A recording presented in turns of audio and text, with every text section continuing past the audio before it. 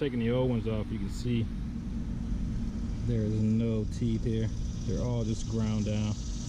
And if you look at the new one, nice teeth, nice and flush and full. And I had this lawnmower for 8 years before actually changing the wheels out, so that's pretty good. I can't complain about that. So let's put the new ones on.